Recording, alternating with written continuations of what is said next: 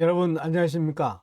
역사의 진실과 신앙의 자유를 추구하는 정주훈TV의 정주훈입니다. 오늘도 구독과 좋아요, 알림 설정 확인해 주시고 끝까지 시청해 주시기 바랍니다. 그리고 주변에 30, 40 세대에게 왜곡된 역사를 바로 알도록 많이 알려주시기 바랍니다. 사실적인 역사를 많이 알려야 대한민국의 미래와 통일 한국을 바로 세울 수 있습니다. 오늘은 김구, 김일성의 남침을 알고 있었다라는 주제입니다. 김구 일행을 비롯한 남측 인사들은 남북연석회의에 큰 기대를 가지고 참석했지만 그들의 기대와는 달리 김일성은 자기들만의 인민위원회로 분위기를 주도하며 남측 인사들에겐 발언할 기회조차 주지 않았습니다. 김구와 조수왕 선생을 연설 단상에 앉혀놓았지만 아무런 발언권도 주지 않았습니다. 이것은 김일성의 의도적인 계획으로 된 것입니다.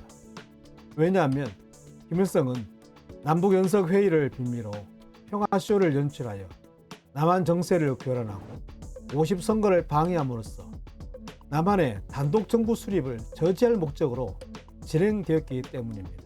보다 못한 백범은 김규식, 김두봉, 김일성 모두 4명이 따로 모여 사김 회담을 하자고 제안하자 우측에서도 분위기를 파악했던지 역제안하여 따로 모여 회의를 하게 되었습니다. 사김회담 중 어떤 안건이 어떤 이야기가 논의됐는지 알려진 바가 없지만 조각난 이런 신문기사를 보면 어떤 말이 오갔는지 감히 예측할 수 있지 않겠습니까? 김구는 이승만의 노선보다 김일성의 노선으로 많이 기울어졌습니다. 이 기간 중에 북쪽에 노동절 행사가 있어서 남측 인사들도 초청되어 관람을 할 수 있었습니다. 김구는 사열대에서 김일성의 오른쪽 자리를 배정받았고 김구 옆으로 남쪽에서 간 사람들이 서 있었고 김일성 왼쪽으로 북한 쪽 사람들이 자리를 잡았다고 합니다. 이 행사는 민간에서도 준비하고 인민군에서도 준비했다고 합니다. 먼저 일반 시민들의 가도 행진이 있었습니다. 일반 시민들은 이 행진을 위해서 얼마나 연습을 많이 했는지 굉장히 조직적이었다고 합니다. 동원된 시민들은 행진 시 구호를 외쳤는데요. 선창 제국주의 타도하고 조국 통일 완성하자 하면 행렬되는 이 말을 받아서 완성하자 완성하자 완성하자, 친일파 민족 반역자 이승만 김성수 타도하자 하면 타도하자 타도하자 타도하자 라고 외쳤다고 합니다. 그런데 한 사람이 이승만 김성수 타도하자 하지 않고 김구 이승만 타도하자 라고 해서 김일성의 얼굴이 순식간에 홍당무가 되었다고 합니다. 평소 시민들이 연습할 때는 김구 이승만을 타도하자라고 했던 것이 백범이 참석한다는 것을 뒤늦게 알고 구호를 급하게 수정한 것인데 그만 이 대목에서 촌극이 벌어진 것입니다. 이것은 평소 김구에 대한 김일성의 정서를 적나라하게 표현한 것이라 볼 수 있겠지요. 당시 평양에서는 김구와 이승만에 대한 비방과 모략, 선전선동은 극치를 이루었습니다.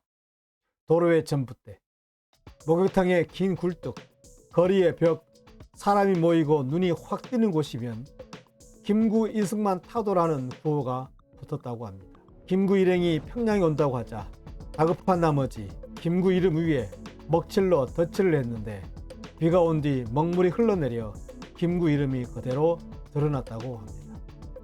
이어서 인민군의 가두 행진이 있었습니다. 인민군의 행진은 무척이나 훈련이 잘 되어 있었다고 합니다.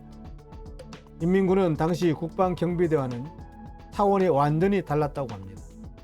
인민군은 따발총으로 불리는 소련제 기관단총으로 무장하고 있었고 호 전력도 대단해 보였다고 합니다.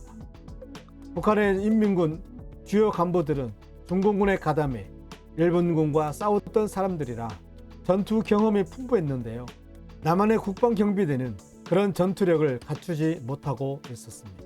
당시 남한의 경우 일본군 비행기를 무장해제한다는 명목으로 프로펠러를 떼어 밥솥을 만들거나 창틀 같은 것을 만들었다고 합니다. 그러나 북한은 일본 비행기를 군대에서 그대로 사용을 했는데 노동절 행사를 구경할 때 일본군 비행기 몇 대가 비행하는 것을 보고 일행은 설명할 수 없는 공포와 위기감이 몰려왔다고 그날을 배고했습니다.